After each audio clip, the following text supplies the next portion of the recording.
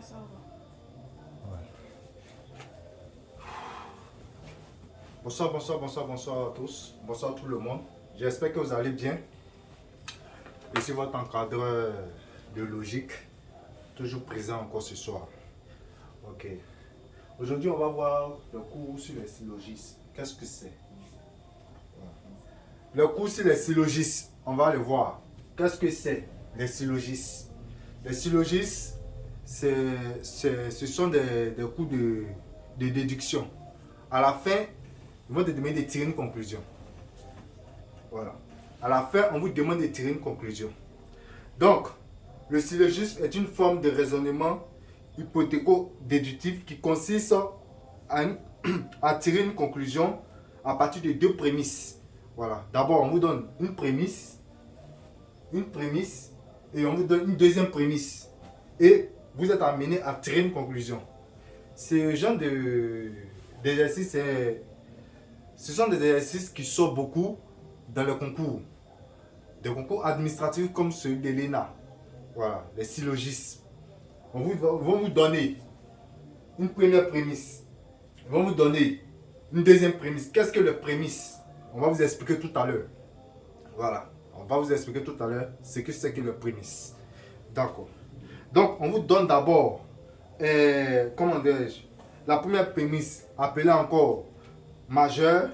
On vous donne une deuxième prémisse qu'on appelle encore mineure. Voilà. Donc, voici un exemple que j'ai écrit. L'exemple dit que tous les hommes sont mortels. Socrate est un homme. La conclusion, donc, Socrate est mortel. J'espère que vous me suivez. Tous les hommes sont mortels. Socrate est mortel. Est un homme plutôt. Donc, Socrate est mortel. Tous les hommes sont mortels. C'est-à-dire quoi? La première phrase qu'on donne, c'est ce qu'on appelle la première prémisse. Ou encore majeure.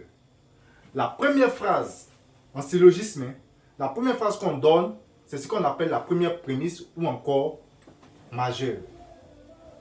La deuxième phrase qu'on donne, c'est ce qu'on appelle la deuxième prémisse ou encore mineure. L'exemple, on dit tous les hommes sont mortels. On appelle ça majeure ou encore première prémisse.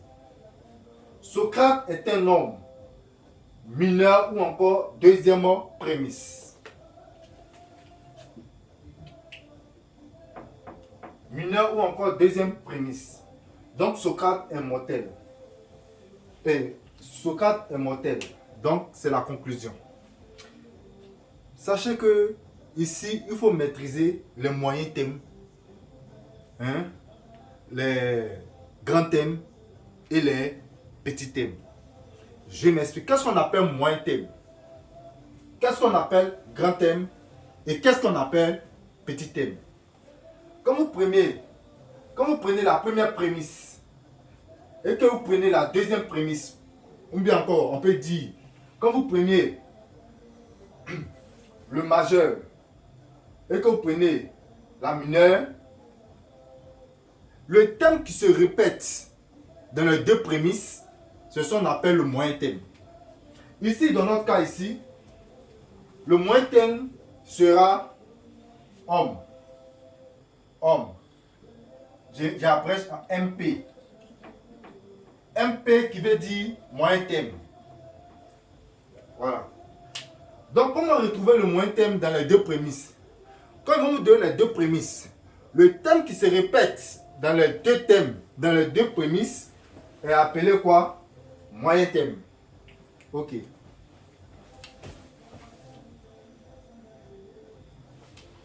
Maintenant, après le moyen thème, on va chercher le grand thème et le petit thème.